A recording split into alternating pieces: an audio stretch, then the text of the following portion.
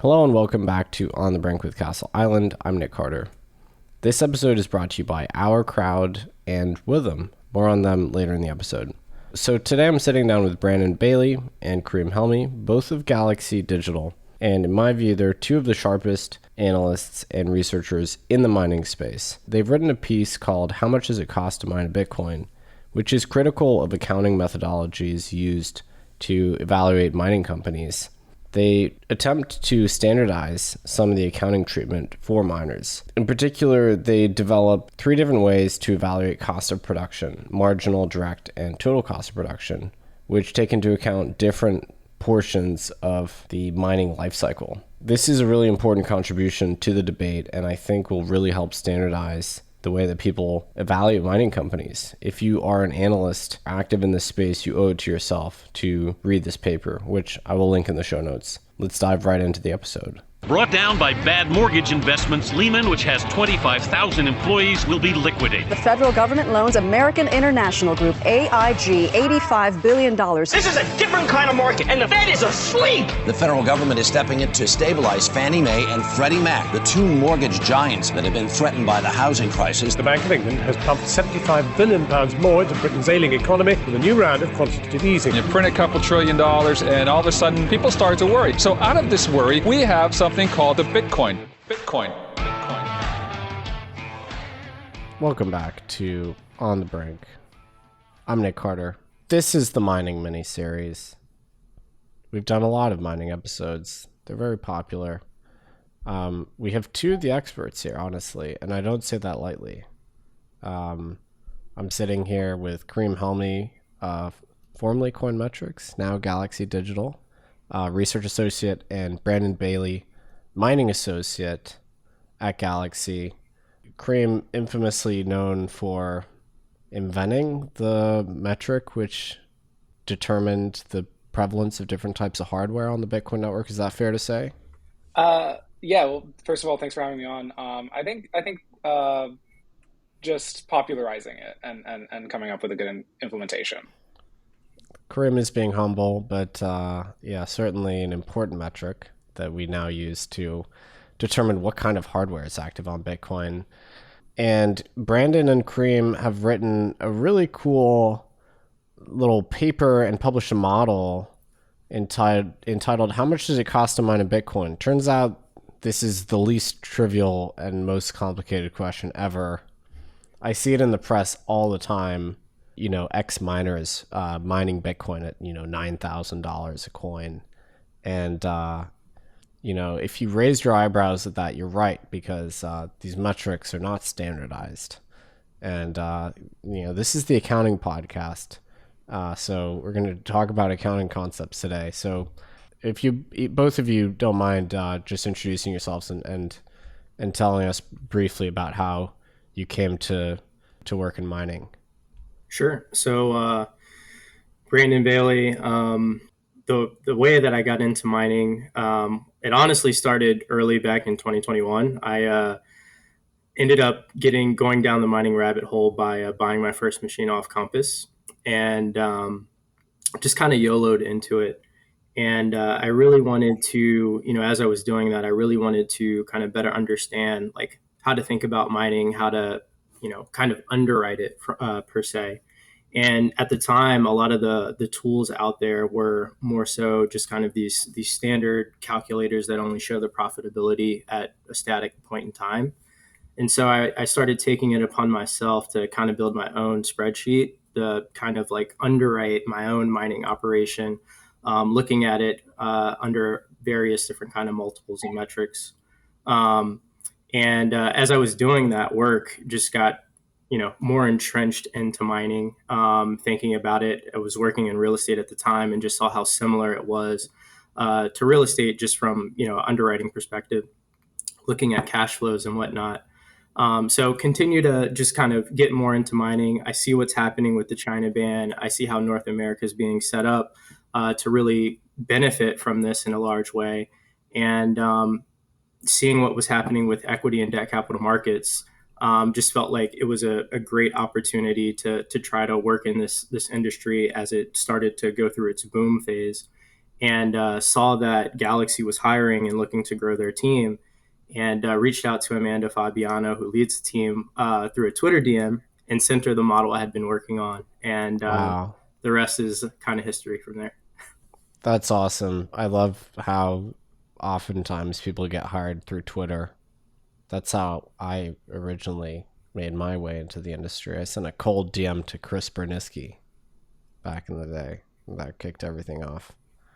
Kareem, what about yourself? Yeah, so I got into crypto, caught the bug while I was in college.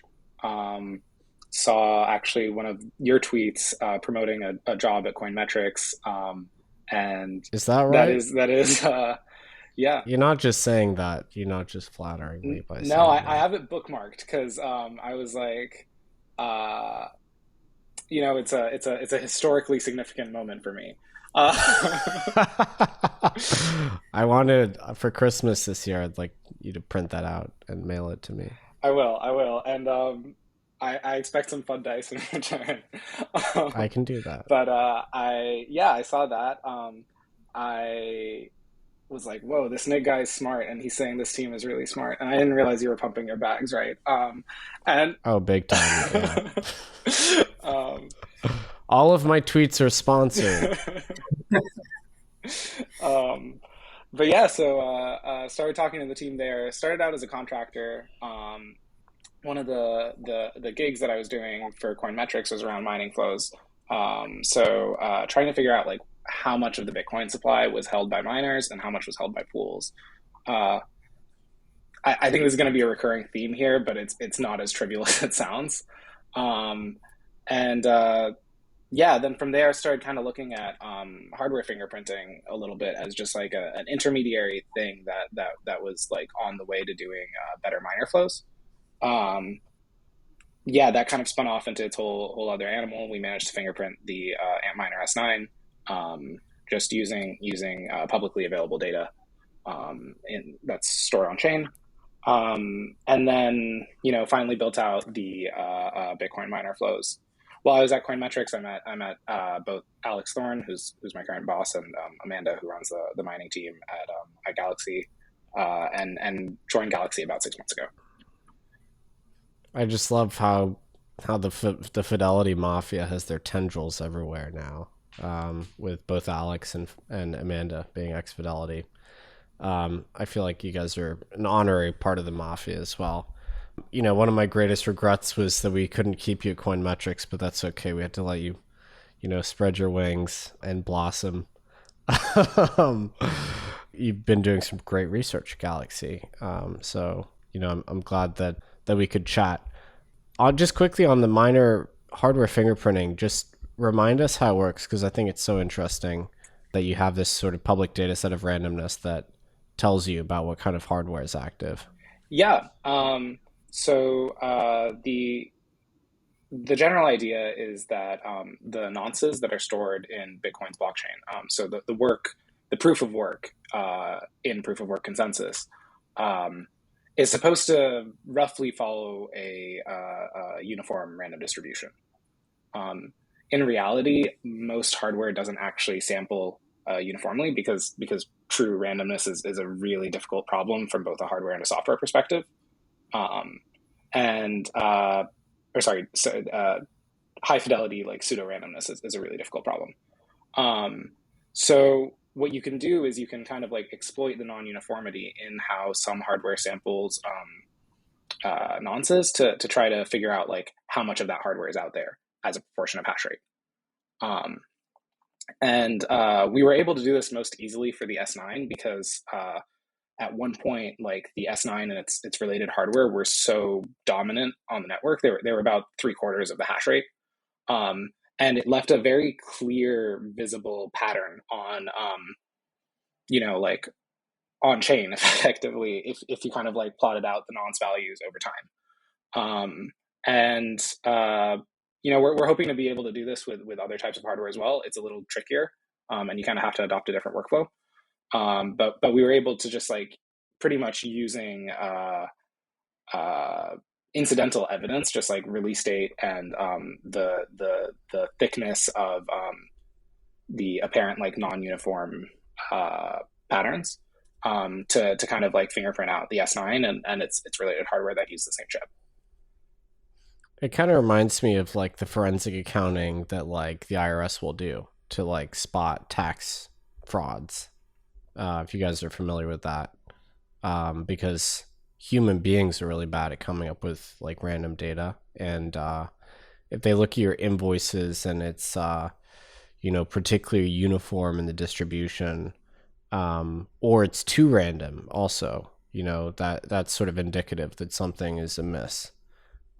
So if it's either too uniform or too random, that kind of looks like you're scrambling the numbers and coming up with them yourselves, as opposed to that being sort of business derived numbers. So it sort of reminds me of that. And it's also relevant to today's conversation because the nature of the hardware informs your depreciation period. Am I correct in that assumption? It does, and that's actually one of the biggest things that we've kind of like seen in our new project that we'll be talking about. But it's just that like assessing depreciation periods on hardware is pretty difficult for a few reasons. The biggest is that like the industry is relatively young. Bitcoin just passed its 13th birthday, and so hardware has kind of like changed pretty rapidly in that time, just from going from like CPU mining to GPU mining to a brief FPGA dominant period, and now ASICs, and then within the ASICs, the curve has just kind of like been pretty steep in terms of efficiency gains.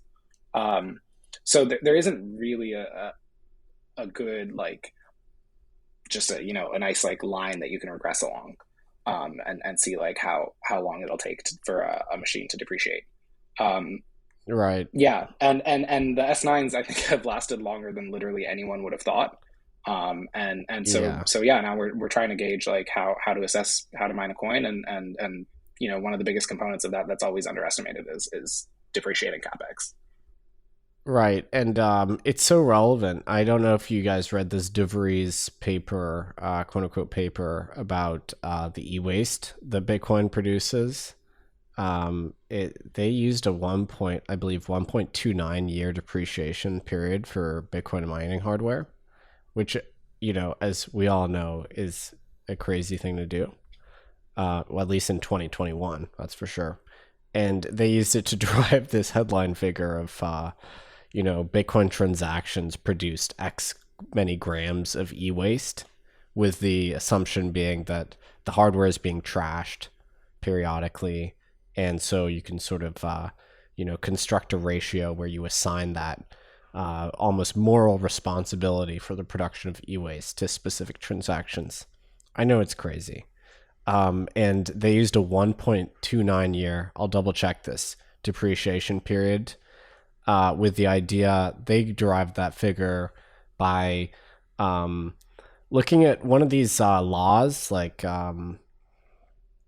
Wright's Law, I think it may have been, if either of you are familiar with that, which has to do with, I believe, economic gains in computing hardware, over time, and some rate of increase in efficiency of computing hardware and putting transistors on a chip. So kind of related to Moore's Law. And they just sort of naively assumed that the hardware was improving at that rate. And they picked this extremely brief depreciation period. But as we've seen, as you say, Bitcoin miners are lasting almost longer and longer. And, the S9 came out in 2016? And it's still north of 25% of the network today? Yeah, it's about a quarter of the hash rate, which is insane if you think about it, right? Like, that's unbelievable. I think we're still going to have some S9s kicking next year. It seems more than likely, at which point there'll be, half the network, half the history of the network will have been the S9 era. And sure, not the S9 dominant era, but it's not trivial by any stretch. Yeah, and this affects everything. So it affects the accounting. No question about that. The D in EBITDA stands for depreciation. Can't forget that one. It affects your estimates of the energy consumption of Bitcoin, which is so interesting because the different types of miners have different ratios of hash rate to electricity consumption. So you have to have a precise estimate there to derive your estimate of energy consumption or carbon emissions. And, your e-waste calculus, if you want to do that analysis. And so it just matters, and it doesn't receive enough attention, my opinion. So we're giving it attention. So on to the sort of the main course. So tell us about the motivation for this paper. I mean, I often see headlines in the mainstream press about miners, and it'll have some preposterous figure like this miner is mining Bitcoin for $10,000 a coin. And that always felt incomplete to me because it's like, well, why wouldn't everyone then obviously do this and close the gap and compress the miner margins? And as it turns out, basically those figures are wrong, or at least incomplete. So tell us a little bit about the sort of the motivating factor here. Yeah, absolutely. I think one of the biggest goals that we hope to achieve with this paper is just kind of introducing a set of standards into the industry for how to calculate some of these different metrics, and especially the cost to mine a coin, which, as you mentioned, is one of the most frequently talked about metrics when it comes to miners. So what we really wanted to do is just kind of introduce the framework or formula for how to do this math, so that we could hopefully kind of have an apples to apples way of comparing a lot of these publicly traded mining companies. And so what we proposed effectively were three different ways of doing this, and you can kind of think of it as three different tiers. So at the first tier, or the first level, we call it the marginal cost of production. And so if you're looking at if you're looking at this from a filings perspective, what this really includes is the cost of revenues, or the cost of goods sold, divided by the Bitcoin mined over that period. And what that's reflective of is sort of the cost of electricity for that miner. So I think a lot of the figures you see where people are quoting, it only costs us $10,000 to mine a Bitcoin, I think they're just purely talking about, their cost of electricity. But additionally, what we have at the second level, which is what we call our direct cost of production, it includes that same cost of revenues, but the depreciation expense, because what you paid for the machines themselves is a real cost that we think should be taken into account when you're at least looking at this this cost to mine a coin. So again, that kind of gives you the second layer of costs that get factored in. And then the very last one we have is just your total cost of production. So that includes your full expense load, so your cost of revenues or cost of goods sold, plus your depreciation expense, plus any overhead. So that would be like your selling, general, and administrative, what you pay your employees, any kind of consulting fees or legal fees, that you end up paying for your normal course of business. So we take that total and then again divide it over the Bitcoin mined to come up with that figure. So effectively what you have is three different tranches of expenses that you can now use to compare these miners on at least an apples to apples basis, and kind of see where they're either heavy or light as it relates to these specific tranches of cost. Gotcha. So we have marginal, direct, and total cost of production. Yep. And, have you seen the sell side actually cover Bitcoin mining? I mean, there are a number of publicly traded mining stocks in the US, in Canada, in Australia now, in the UK. We see them. There's more going public every week. There's more public listings. So there's a vibrant ecosystem of Bitcoin miners. They're all kind of doing the exact same thing, so they should be easy to compare. Is there an ecosystem of sell-siders covering this stuff? Yeah, there's definitely a few Wall Street investment firms that are covering the space, but we still haven't seen some of the bigger attention from, I'd say, banks like J.P. Morgan or Morgan Stanley, Goldman Sachs, et cetera, kind of come into the space. So while there is some Wall Street coverage, it's still pretty small and narrow in view. But to that end, I think that, there's just been an overall lack of kind of determining what are the appropriate metrics. And I think that there's also some education that still needs to be done on just mining economics and kind of understanding some of the nuances operationally with Bitcoin miners and how that might show up in some of their financials or at least their filings. And so we want to, kind of leverage our expertise on the mining side and help to work in tandem with Wall Street and others out there to try to set the standard, or at least try to come up with some metrics that we think would be most relevant for assessing the operational performance of these companies.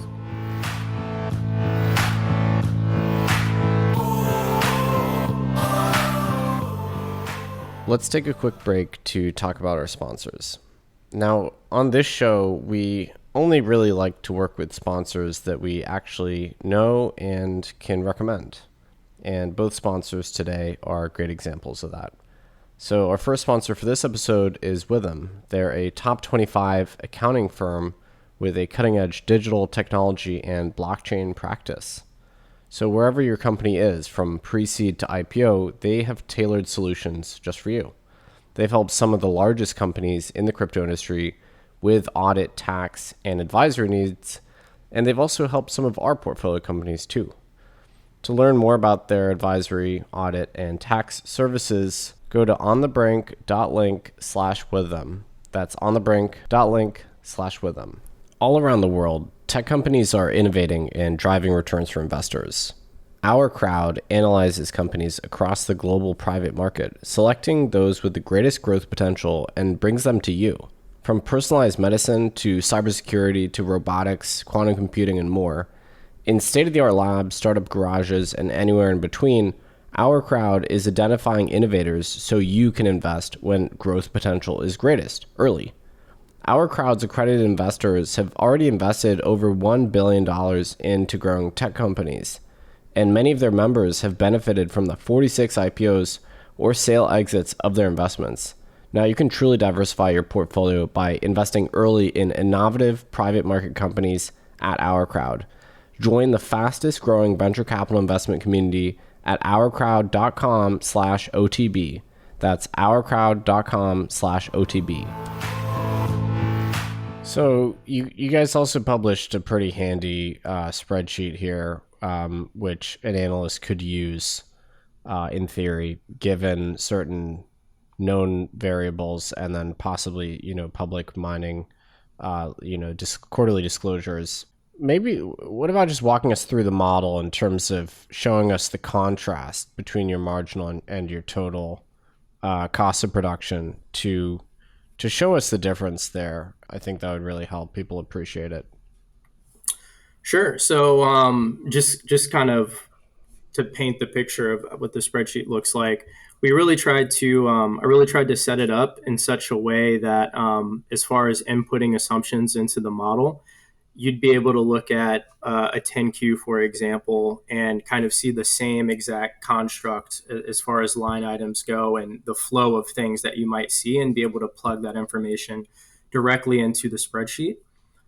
So once you've put in those inputs, it'll kind of auto-calculate the three different metrics we define, so marginal cost of production, direct, and total. And I think what's most important to understand if you're going to compare companies in this space where you might see some variance is specifically related to whether or not the company is hosting or if they own their own infrastructure. That's one nuance. If a company is hosting, there is a chance that their depreciation expense could be a little bit lower relative to a mining company that owns their own infrastructure, because they don't have to depreciate the property, plant, and equipment effectively. That's something that could show up there. So, that miner might have a higher direct cost of production relative to someone that is hosting. On the flip side, you might see a mining company that owns their own infrastructure with a lower marginal cost of production because they have control over their electricity expense. It's all going to be dependent upon when they sign that hosting agreement. But if you're one of the newer mining companies that just recently entered into a hosting contract, you're going to see that their marginal cost is likely higher because hosting rates have certainly have trended up higher, just given the margins in the space. And then lastly, I'd say total cost of production would give you some insight into how heavy they are for payroll. Are they, overcompensating maybe their executive management team? What does that, type of setup look like? And it'll provide some insight into that overall overhead structure. And so, given today, you're looking at, Bitcoin price of, I don't know, 58,000. You're looking at fees that are 3 to 5% of block reward. I don't know what the hash rate is, 130 exahash, something like that. Given all those things, where would you expect to see, I know there's obviously variance here, but where would you expect to see the marginal and total cost of production for your kind of standard established large public Bitcoin miners?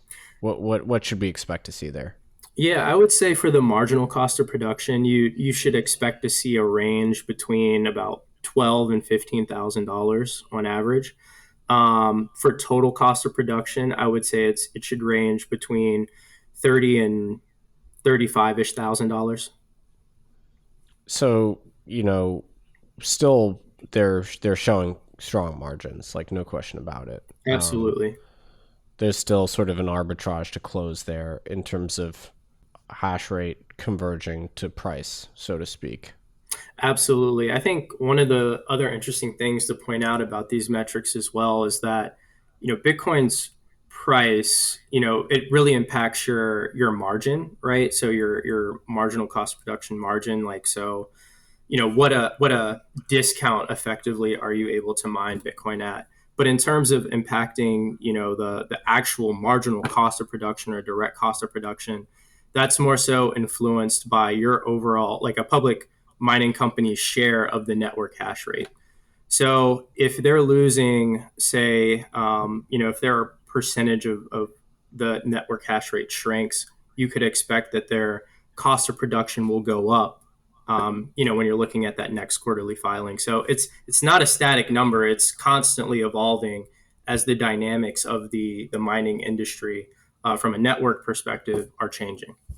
And I'll add to that. It's up quite a bit over the last recent period, just with hash rate soaring, really, right? And this is something that we've kind of to your point earlier about companies reporting like sub 10K cost to mine a coin. Part of that is that they were telling the story of marginal cost rather than total. The other part is just over the last month, conditions have gotten quite a bit steeper as hash rate has come back online. And this all quite ties into the overall margins, where this is a physical process, and people tend to neglect that. We've seen quite a few constraints really act as bottlenecks over the course of the last year. First, there were the legal constraints in China. Well, before that, even there was constraints around hardware coming online, brought on partially by COVID and partially just by look, our global supply chains have been over-engineered. Then we saw, restrictions in China knock off half the network. That slowly built back up, but that was definitely slowed down by hosting constraints. And now we're kind of back to, a soft combination of both hosting constraints and hardware. I personally don't think we're going to see a total convergence of hash rate and price in immediately, at the very least, because of the physical nature of this ARB. Right. And that's actually, I'm not really a big mining investor. Certainly, that's not my mandate, but that's my largely uninformed outsider's hypothesis, is that you expect this arbitrage to eventually close. You expect hash rate to catch up to price, because why should there be a perfectly competitive industry where there are grossly inflated margins? That seems like an aberration. That seems like it shouldn't exist. That said, though, obtaining hosting capacity, the right voltage, electrical infrastructure, physical installation, obtaining the chips directly, and the political license to operate, those are all key bottlenecks, right? Absolutely. Of those, correct me if there's any I'm missing. Which would you say are the most significant constraints that sort of retard hash rate growth to the level, to the level it quote unquote should be? I would say that shipping is definitely an issue. I think originally, it was could you get the machines? It's since pivoted into whether or not you could get the rack space. Finding a way to get your operation up and running. I think from what we're hearing, just the timelines for getting things like transformers and other important equipment that goes into building out a data center or hosting facility, those timelines are extended and those costs are rising.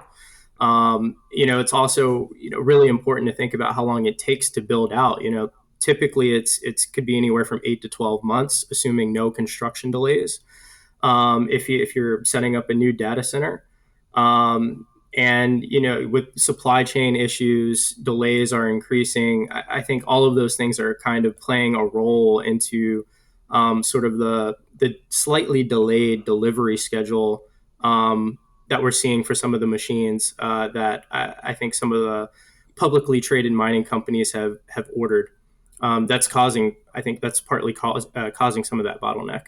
Yeah, building stuff in America is really expensive, just at every stage of the process, really. And the lower regulation jurisdictions that we've seen, like Kazakhstan, have actually started to scale back mining, just kind of in line with having like other energy crises in the area. I think like we're going to definitely continue to see construction costs be a pretty large barrier. It's affecting everything from like, home builders to airlines to, I guess, now miners, right? So that's not going to go away anytime soon. But I think people do tend to underweight that hardware is still a limiting factor. Like ultimately, there is still a threshold. If all the profitable hardware were plugged in immediately, it would still be profitable to mine Bitcoin today at the energy prices that most of these like efficient and public miners are still mining at. So part of it is just like this ARB can't go away until more hardware gets built. Right. And by hardware, you mean like actual electrical hosting infrastructure, like genuine facilities, or do you mean Bitcoin mining units themselves? I mean the mining units. So that's interesting. So the quote unquote supply chain disruption is affecting the margins of Bitcoin miners, partly because just literally building things in America is hard and getting more expensive buildings, and two, and whatever specialized parts you need to step up the voltage up and down. And two, because as far as I understand it, Bitcoin miners are not your like tier one clients at the foundries, and they're not necessarily getting prioritized access to allocation at the foundry level. Is that correct? Yeah, that's true. The new Bitmain machines are 5 nanometer, use 5 nanometer chips. So I think like the non-preferential treatment that they've gotten, the reputation that manufacturers have traditionally had of being like very fickle customers, which has led to them being like generally deprioritized, is easing slightly. But there's still heavyweights who are, like taking out a lot of the overall manufacturing capacity, and kind of like the most notable example of this is Apple recently booking like the entirety of TSMC's 7 nanometer capacity.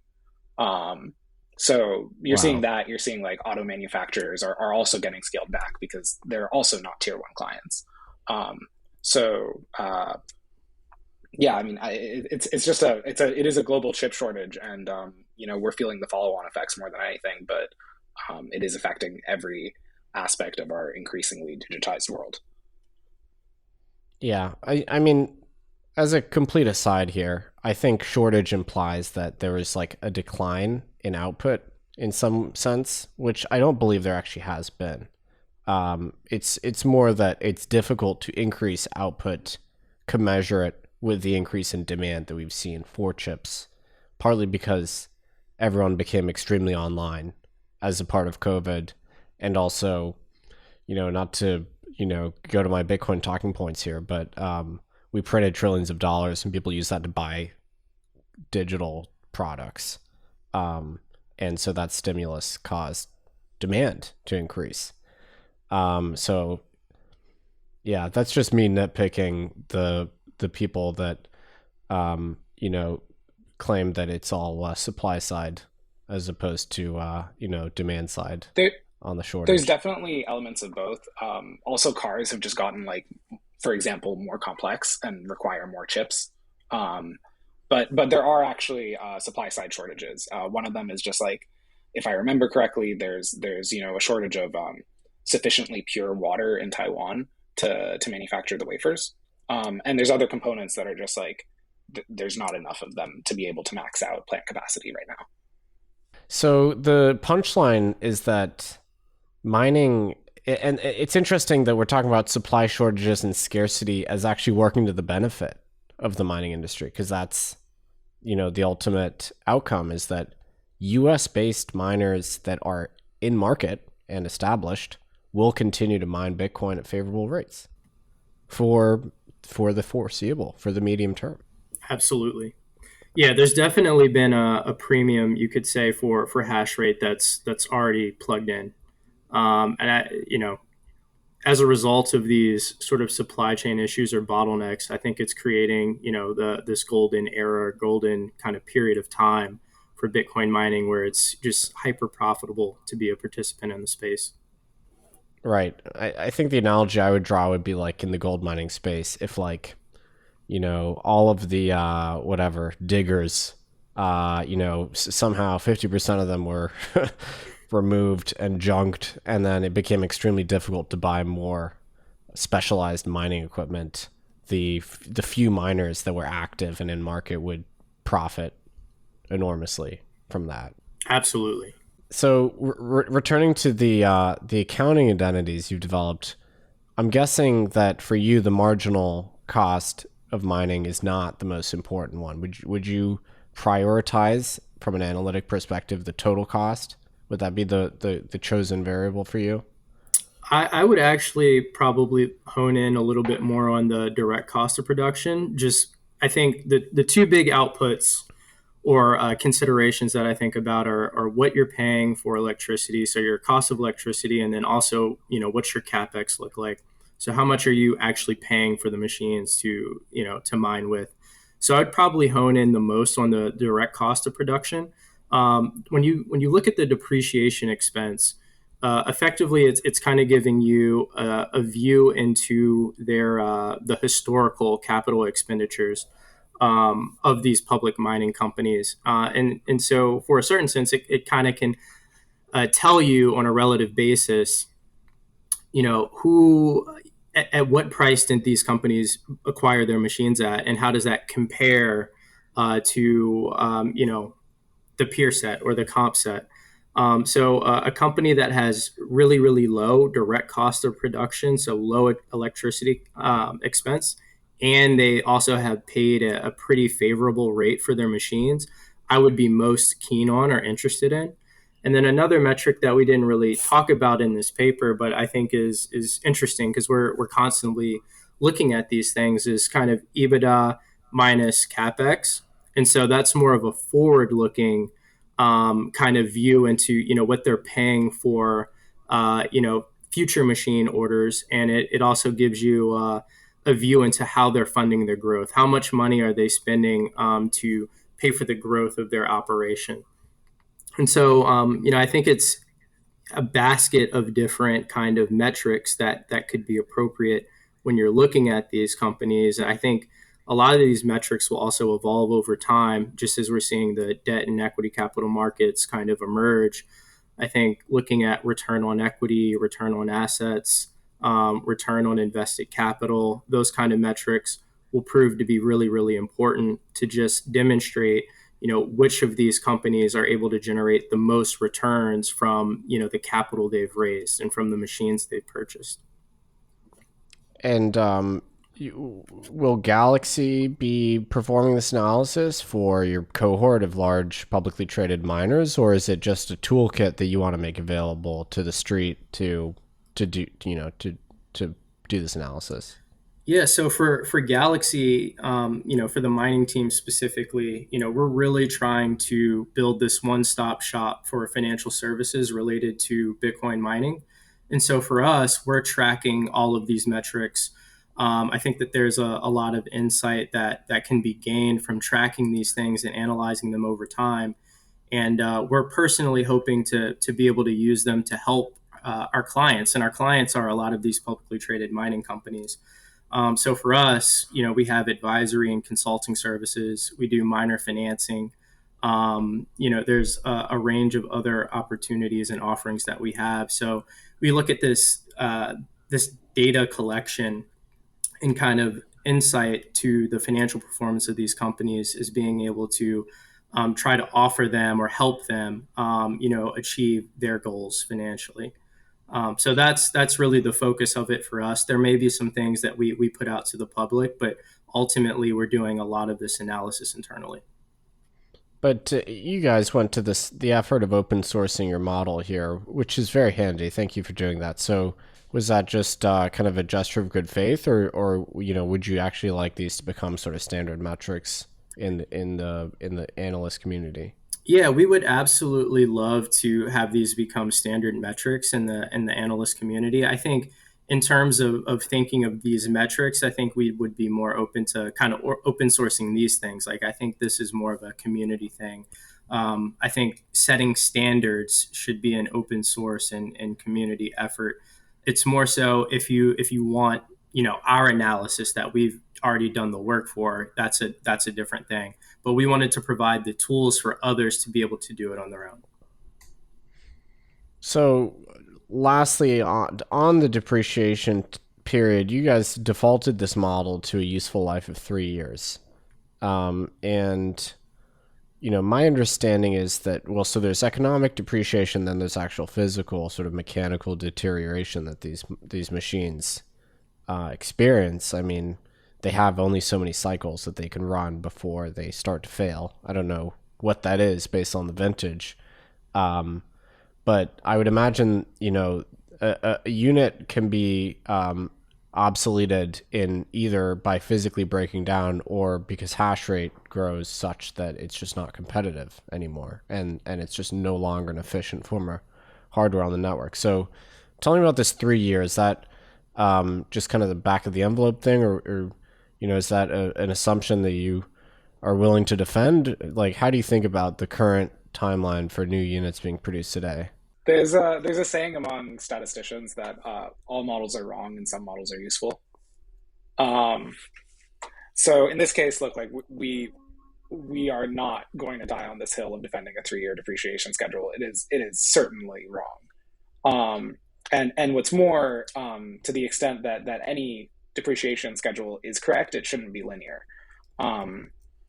because these machines tend to have like a long tail life, where they decay more slowly. Right. And this is something Right. that we've kind of like seen in the S9s, which are still trading like around $500. So look, like, we don't think it's right, but you need to pick a number. We think that this is relatively on the conservative side, so that's kind of advantageous if you're trying to model the profitability of an operation. And it thankfully happens to be the median that's used by the public companies that we looked at. So like the median company won't have to change this one variable. But we've also seen quite a wide range, and it does very much impact the final result of the calculations. So we'd like to kind of just see some sort of standardization around like moving to something that's defensible and normalizable. And we think 3 years is a good enough number. Linear is an easy enough calculation. Right, but it's interesting because you say they have like an initial burst where they're cutting edge and they might dominate, and then there's a longer, there's like a retirement community for miners almost. I remember seeing a talk from Rocherol at Compute North talking about life cycle mining, and so we get into a lot of complexity here, but your S9s, you might want to put them at a different type of energy asset than your S19s, right? You might put your S9s at a more interruptible energy asset, which has a cheaper all-in cost because you don't have that uptime expectation. Whereas your flagship S19s or whatever the latest ones are from WhatsMiner, you might put those in your 99 or 100% uptime, high integrity data center. And so, because they are the cutting edge machines in the network, they are the most efficient, they're dominating the hash rate. So you start to have totally different characteristics based on the vintage of the machine. So you get even more complexity there. Yeah. No, I mean, there's failure rates, which, are kind of actually like dependent on the age of the machine and other things like just what type of environment you're running it on, how humid it is outside, how much actually the supply of energy is interrupted, because turning these machines off and then back on again almost certainly shortens their useful life. Right. So there's a lot to consider there, but we wanted to make our model as simple as useful, as simple as possible while remaining useful, given that whatever we say is still going to ultimately be wrong. So and it's also, you just can't know the future, and your depreciation timeline that you set today depends on the rate of advancement in chip technology in the future, which is impossible to know. Yeah. So then you can default to some of these laws, I guess. You guys have this nice chart in the paper. Yeah, and I'll say, like, roughly everybody I know in the mining industry was surprised by how big the leap was in Bitmain's most recent model in terms of efficiency. So these things are very, very far from certain. Efficiency is generally starting to plateau, kind of the same way we've seen Moore's law start to break down, just because it used to be easy to make a gain because we were bad at making chips, and now we're, as a group, slightly better at making chips, so it's harder to make big gains. But the rate of growth is far from certain. Rate of hash rate growth is far from certain, especially as more foundries start to come online in the United States and elsewhere. So there's a lot of considerations there, and we're not fortune tellers. Yeah, and I mean the hash rate growth is also just a function of political arbitrariness. 50% of the network went offline suddenly, and now it looks like some of it's coming back online in China, as far as I can tell. But now you have Kazakhstan shutting down parts of their Bitcoin mining industry. You have U.S. states looking to ban mining. So it's interesting that so much of this comes down to political risk, which is basically unforecastable, I would say. I've had you guys on for 45 here. I would just, to both of you, ask, given what you have found, and in particular in terms of the construction of this model, what would you advise to an analyst that's sort of covering the public Bitcoin mining companies? What would be the advice you give them? It's a good question. I think the advice I would give is I think we need to look a little bit further beyond just EBITDA multiples or enterprise value to hash rate, not just keying in on target, call it 2022 hash rate numbers, but spending a little bit more time focusing on the actual operation. So deeper dives into their cost of production. How much are they spending on these machines? Of quoted hash rate, how much of that has been committed, right? You could throw out a target of, call it, 8 exahash, but if you only have 25% of that committed to date, what does that imply about the future capital raising efforts of this company? Are they going to have to raise more equity, raise debt? I think just more kind of analysis and kind of conversations about the actual execution of achieving some of those targets, and then just thinking a little bit more about how some of these shipping or bottlenecks are playing a part into their quoted delivery schedules for their machines.